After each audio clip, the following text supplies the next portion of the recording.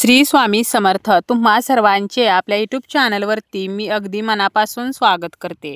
तुमच्या मनातील सर्व चांगल्या इच्छा स्वामी महाराज पूर्ण करोत हीच स्वामींच्या चरणी प्रार्थना करते आणि आजच्या व्हिडिओला सुरुवात करते। सोमवारी आलेली आहे सोमवती अमावस्या आणि या दिवशी आपल्याला आपल्या मुलांवरून एक वस्तू उतरून टाकायची आहे, म्हणजे ओवाळून टाकायची आहे। अमावस्येच्या दिवशी नकारात्मक शक्तींचा संचार हा जास्त प्रमाणामध्ये असतो।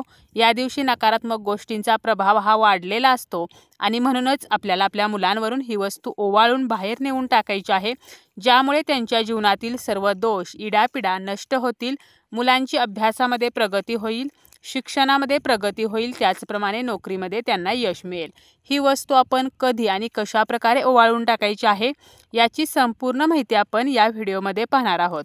व्हिडिओला सुरुवात करण्या अगोदर तुम्ही जर चॅनलवरती नवीन असाल आणि पहिल्यांदाच माझे व्हिडिओ पाहत असाल तर चॅनलला सबस्क्राईब करा। व्हिडिओ माहितीपूर्ण वाटला तर व्हिडिओला लाईक करा। आपल्या मुलांना अभ्यासात मार्क्स मिळावीत, त्यांची शैक्षणिक प्रगती व्हावी। बऱ्याच वेळेला काय होतं की मुले जी आहेत तर ती खूप अभ्यास करतात, परंतु वाचलेले लक्षात राहत नाही। ऐन परीक्षेच्या वेळेला आपण जे काही वाचले आहे तर ते पेपरमध्ये लिहिण्यासाठी त्यांना आठवत नाही, त्यांची स्मरणशक्ती जी आहे तर ती कमजोर होते। तसेच बऱ्याच वेळेला लहान मुले जी आहेत तर ती खूप हट्टीपणा करतात, आपले ऐकत नाहीत किंवा सतत रडत असतात, किरकिर करत असतात आणि मग आपल्याला समजत नाही की या मुलांना नक्की काय झालेलं आहे। तसेच आपली मोठी जी मुले आहेत तर त्यांच्या आयुष्यामध्ये कधी ना कधी दुःख जे आहे तर ते सतत येतच राहतं, काही केल्या अडचणी संपत नाहीत किंवा त्यांना खूप प्रयत्न करूनही त्या प्रयत्नांना यश मिळत नाही, त्यांना कष्टाचे फळ मिळत नाही। तर असे जर होत असेल तर मुलांवरून एक वस्तू नक्की ओवाळून टाकायची आहे। आता मुलांवरून ही वस्तू ओवाळताना ही वस्तू कोणी ओवाळावी तर घरातील आईने किंवा घरातील ज्या मोठ्या व्यक्ती आहेत तर त्या मोठ्या व्यक्ती कोणीही ही वस्तू ओवाळून टाकू शकतात। तर आपल्या मुलांवरची जी संकटे आहेत, दुःखे आहेत तर यामुळे ती नष्ट होत असतात, त्यांच्या जीवनातील अडचणी कमी होतात। आता आपण जेव्हा हे उपाय करतो तर तेव्हा फक्त एक वेळेला उपाय करून उपयोग नाही, तर आपल्याला यामध्ये सातत्य ठेवायचं आहे। प्रत्येक उपाय जे आहेत तर ते त्या तिथीनुसार केले जातात आणि आपण जेव्हा अशा उपायांमध्ये सातत्य ठेवतो तर त्यावेळेला त्याचे रिझल्ट जे आहेत तर ते नक्की मिळतात। जर आपल्या मुलांना वाईट नजर लागलेली असेल तरी सुद्धा या उपायामुळे ती नजर जी आहे तर ती नष्ट होते आणि आपल्या मुलांच्या आयुष्यामध्ये जे काही दुःख आहे तर ते कमी व्हायला मदत होत असते। आता या उपायासाठी आपल्याला काय लागणार आहे बघा, पण त्यापूर्वी आपल्या मनामध्ये कधी कधी असं येतं की मग हा उपाय आहे तर तो जर एकापेक्षा जास्त मुले असतील तर करता येईल का? तर तुम्ही कितीही मुलांसाठी हा उपाय जो आहे तर तो करू शकता।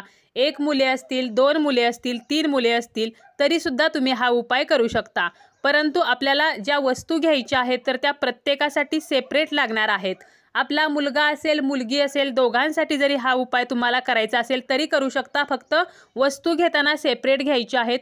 मग तुमचं मूल लहान असू द्या, शाळेमध्ये जाणारं असू द्या, कॉलेजमध्ये गेलेलं असू द्या किंवा अगदी नोकरी करणारं मोठं मूल जरी असेल तरी सुद्धा तुम्ही हा जो उपाय आहे तर तो करू शकता।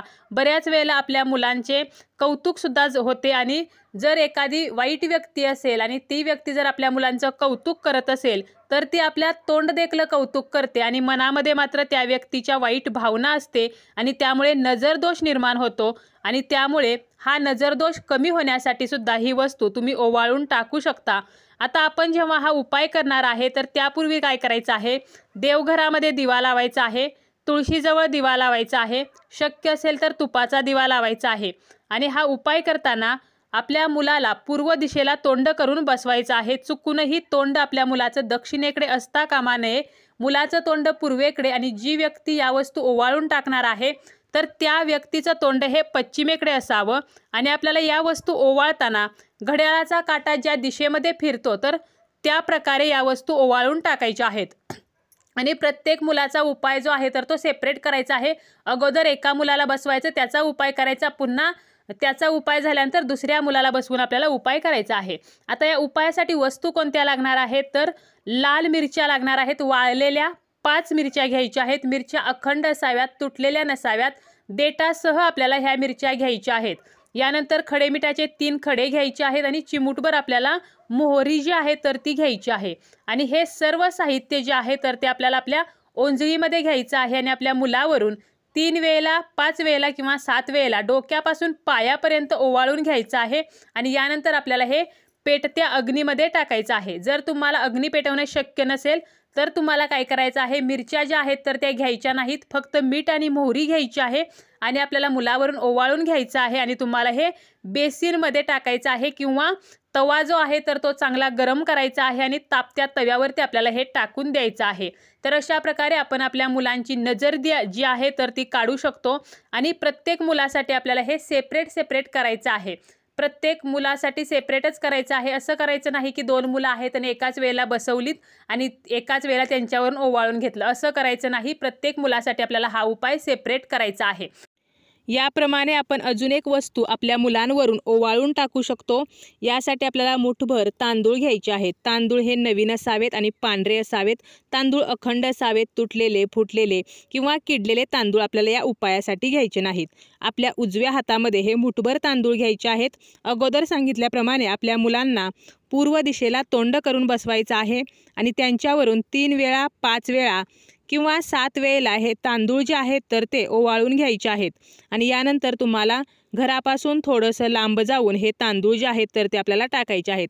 हे टाकताना कोणाच्याही अंगणात पडणार नाहीत, कोणाच्याही अंगावरती पडणार नाहीत किंवा कोणाचाही त्यावरती पाय पडणार नाही, अशा पद्धतीने आपल्याला टाकायचे आहेत।